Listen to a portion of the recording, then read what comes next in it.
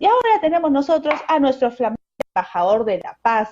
Él es abogado constitucionalista, ya muy conocido acá en el programa, profesor de diversas universidades. Es el doctor Ricardo Velázquez. Doctor Velázquez, muy buenas noches. La saluda Mercedes Morocho, del programa Las del Estribo. ¿Cómo estás, estimada Mercedes? Muchas gracias por la invitación y bueno, aquí dispuesto a conversar y bueno, a responder tus preguntas. Bueno, queremos preguntarle esto que está en boga. Sobre, usted es abogado constitucionalista, ¿cuál es el límite entre la libertad de expresión y la apología al terrorismo? Claramente sobre el ejemplo este de Martina Portocarrero con la canción que ella canta, porque ella no es la intérprete, de La Flor de Retama, que tiene pues, sus letritas un poco crudas, pero ¿eso es libertad de expresión? ¿Es apología al terrorismo? ¿Cuál es su opinión, doctor?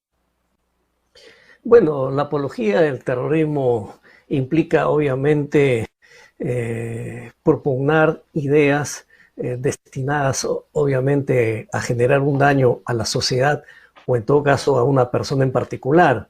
Y en tanto que hablar de la libertad de opinión, incluso en algunos casos también de la libertad de expresión, es un bien jurídico que está tutelado y protegido constitucionalmente. Lo que ocurre es que los sistemas democráticos, como cualquier Estado, tiene sus propios sistemas de defensa, ¿no? El que un sistema democrático proteja la libertad no significa que esa libertad no tenga un límite. Todo derecho tiene, por así decirlo, una contracara, ¿no? Es como una moneda.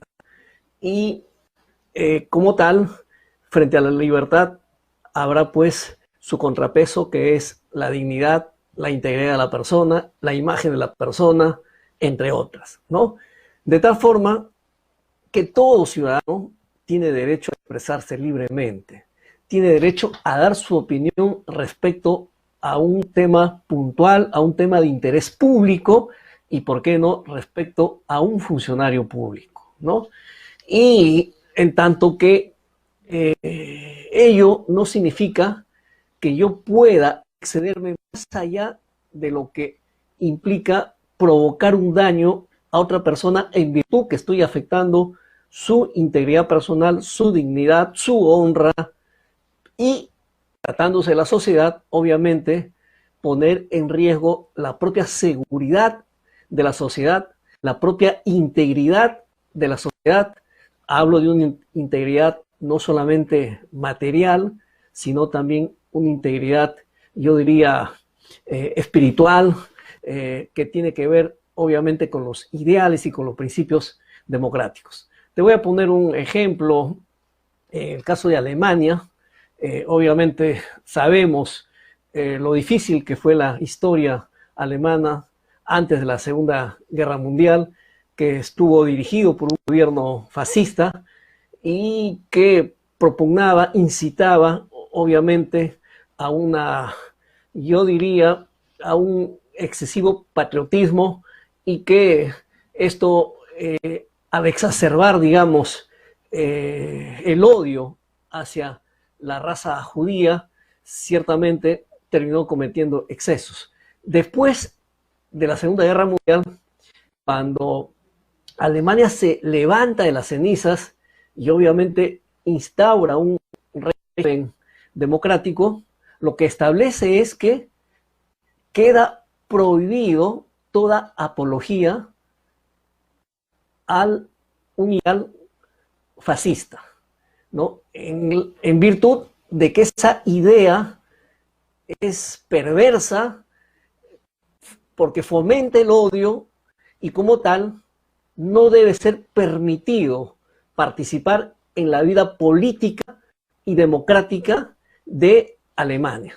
De esta manera, estos grupos que abiertamente abrazan ese ideal no pueden participar porque si no estaríamos hablando de una democracia boba. Y algo similar ocurre en el Perú. Obviamente, la democracia también tiene sus mecanismos de defensa.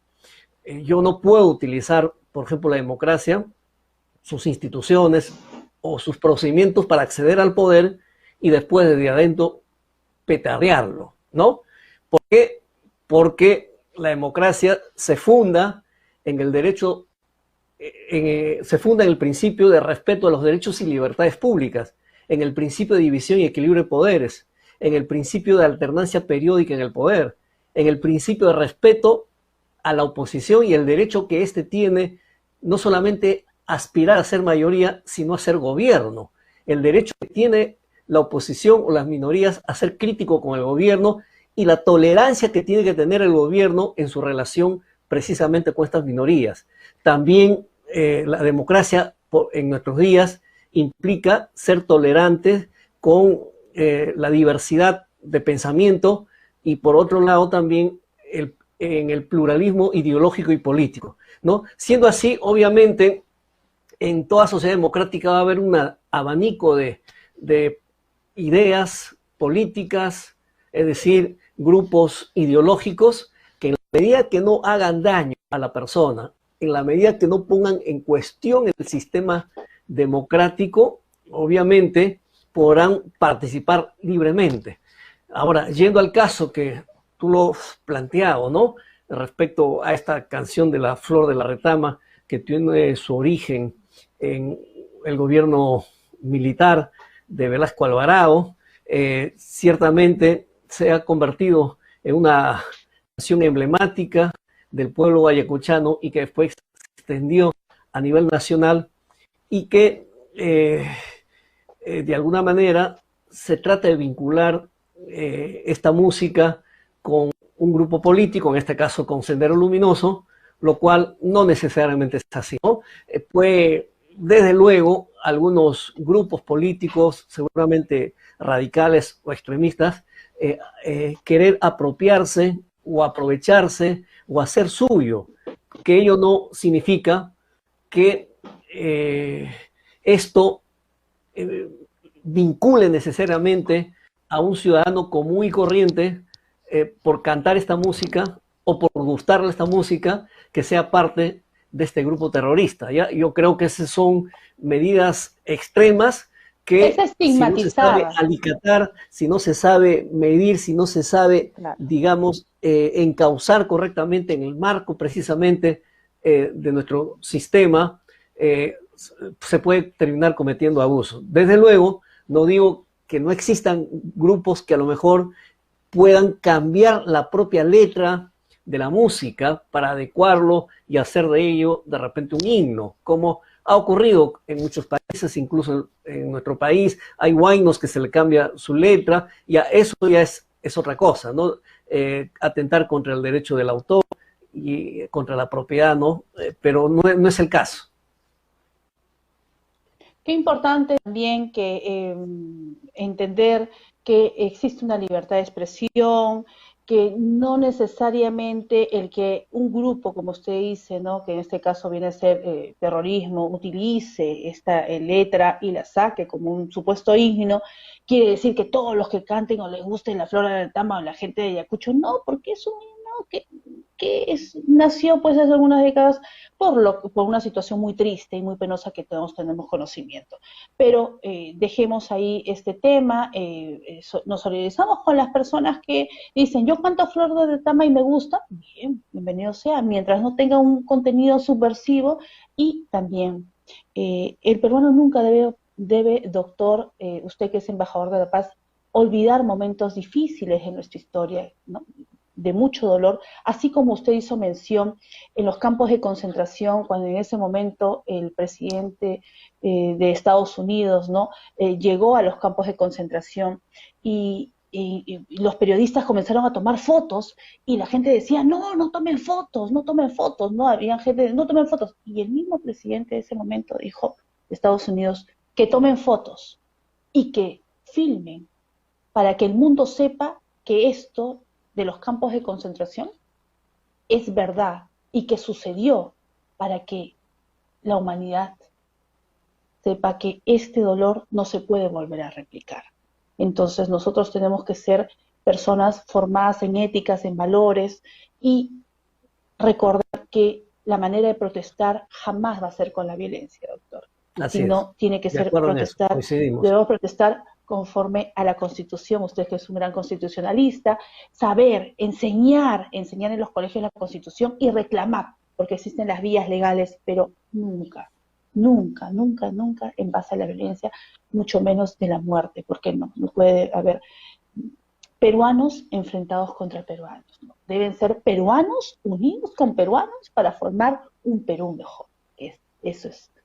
Doctor, y pasando a otro tema, no nos deja de sorprender. Hoy acabamos de enterarnos que la Comisión de Constitución acaba de aprobar la cuarta legislatura que se va a llevar a cabo dentro de poco y seguramente, aparentemente, ahí se aprobaría este proyecto de ley presentado por el congresista Valdés, que es para la reforma del artículo 179 de la Constitución y que sí es importante, y se lo decimos aquí a nuestros amables televidentes, porque ahí hablan del Jurado Nacional de Elecciones y su conformación por 5 miembros, y es importante porque el Jurado Nacional en su pleno máximo es aquel que imparte la justicia electoral y garantiza los procesos electorales. Y entonces, de verdad, es importantísimo para la ciudadanía y en este contexto importantísimo. Entonces, si se aprobara este proyecto de ley, que ahora ya es dictamen desde la semana pasada, pese a que la doctora Portocarrero ha ido con otro abogado constitucionalista, han explayado, pero al final ya terminó en un dictamen, entonces el asunto es grave, porque se le quitaría la representación al Ilustre Colegio de Abogados de Lima, que hace una convocatoria, como en la que estoy participando yo, que somos 8 candidatos, y que se llevaría en una elección transparente, una elección pública, secreta sí, porque es un voto electrónico, pero es una elección de aproximadamente de abogados hábiles, ver lo que se quiere cambiar, doctor, a una elección de 25 decanos de los colegios de abogados del Perú. ¿Qué opinión le merita, doctor?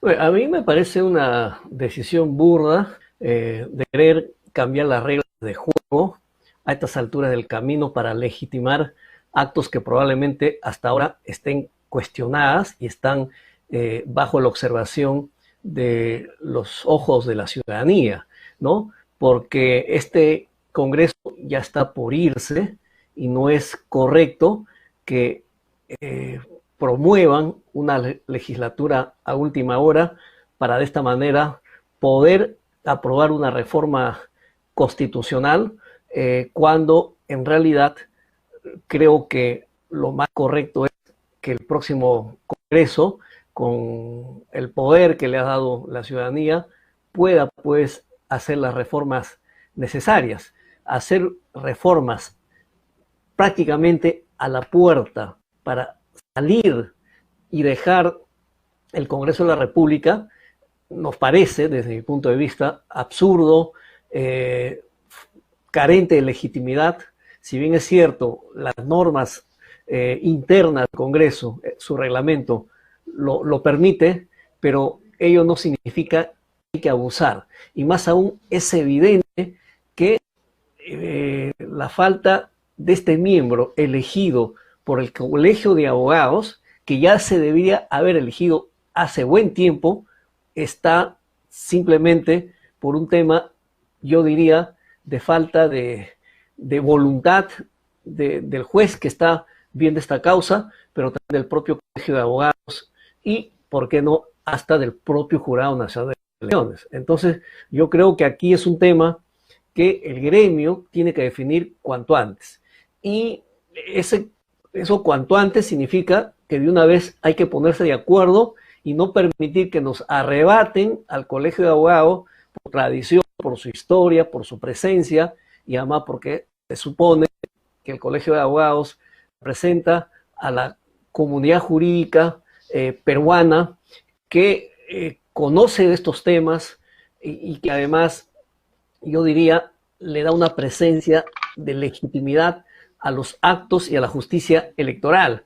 Y es importante que la sociedad civil expresada precisamente en los colegios profesionales y en particular al Colegio de Abogados de Lima tenga una presencia real, activa, porque es garantía precisamente de una correcta administración de justicia electoral. Desde de esa perspectiva, yo considero que no debe pasar esto.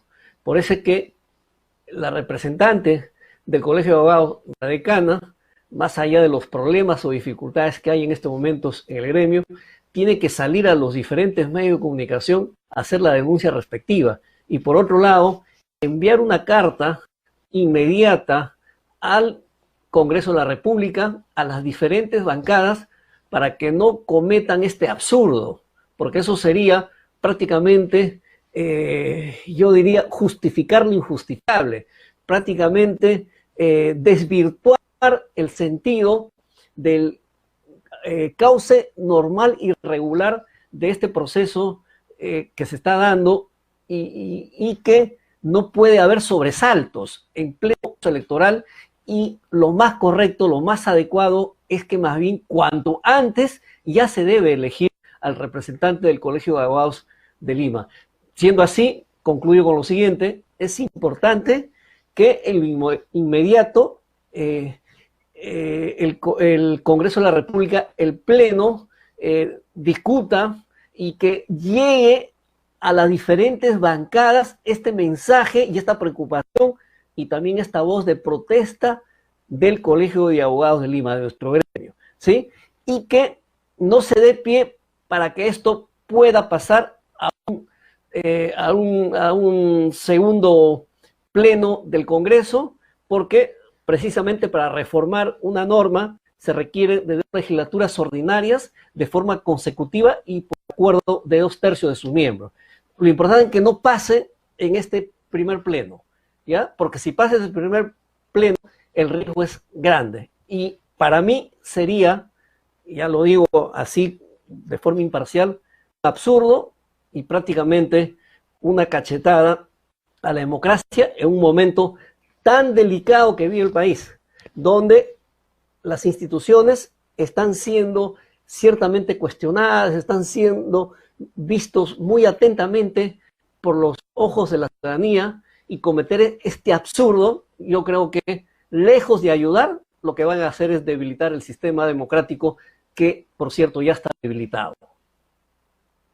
Entonces, señora María Elena Portocarrero, lo que esperamos nosotros es que usted represente el papel que tiene en el Colegio de Abogados y que se ponga en comunicación con todas las bancadas del Congreso. Igualmente yo, como en este momento directamente afectada también, como una de las candidatas, presentaré también los documentos necesarios, porque no se le puede quitar tan importante representación al ilustre Colegio de Abogados de Lima en este contexto tan importante. Y lo que se le pide a usted y a la Junta Directiva del Colegio de Abogados de Lima es que de una vez entreguen ese padrón depurado, porque por 4ª vez la OMPE devolvió el padrón y ahora se han demorado bastante para poder enviar, y me imagino que ya la OMPE debe tener ese padrón ya, y no creo que sea por 5ª vez que devuelvan el padrón, porque es un tema netamente administrativo y de una desidia total por parte de la Oficina de Comunicaciones del CAL, y que también aquellos, digamos, observaciones sean de una vez subsanadas de la mano de la OMPE con el Comité Electoral, presidido por la doctora Nolasco, para que de una vez, Velasco, para que de una vez ya pueda fijarse fecha y se elija representante, y a la par, pues, tratar de ver jurídicamente este asunto en el Congreso para que no se quite la representación, porque una elección, amable televidente, entre los 50.000 miembros, lícita, realizada por la OMPE, que va a ser realizada por la OMPE, versus 25 en votación secreta. Es decir, ¿cuál es el contubernio aparente que habría, porque existe otra forma de pensar, para que se realice una 4ª legislatura de esta Comisión de Constitución del Congreso, muy apurada, para que se quite esta representación? Porque uno de los puntos más importantes debe ser ese. Entonces, esto es un tema serio, es una denuncia importante, doctor Velázquez, porque se estaría atentando contra la justicia electoral. Así es, y no hay que permitirlo, no hay que permitirlo. La decana tiene que salir a expresar su voz de protesta en todos los medios de comunicación y sentir la voz de todos los abogados y abogadas que somos parte del gremio, en este caso el Colegio de Abogados de Lima, porque lo contrario, ella va a ser responsable de lo que está pasando. Si no, vamos a pensar de que existe algún interés oculto del interior del Colegio de Abogados de Lima y que quieren participar, Así pues, es, siendo parte de los 25 decanos que van a elegir sí. entre ellos No y creo que van a ella, tener esta no representación, creo que esté y no ocurriendo creo que eso. En todo caso, tiene que ella no de creo. inmediato, no puede estar observando desde lejos, no debe estar observando desde lejos. Mañana mismo tiene que salir a expresar su protesta, su rechazo por esta burla de violar la Constitución y más Doc- aún de un Congreso que ya se está retirando. Eso no se puede permitir. Doctor Velázquez, muchísimas gracias por tener el tiempo, no da tiempo para más. Nos despedimos, muchísimas gracias, muy buenas noches. Mi nombre es Gracias, Mercedes Morocho Mercedes. Arias. Gracias, doctor Ricardo Velázquez, flamante embajador de la paz.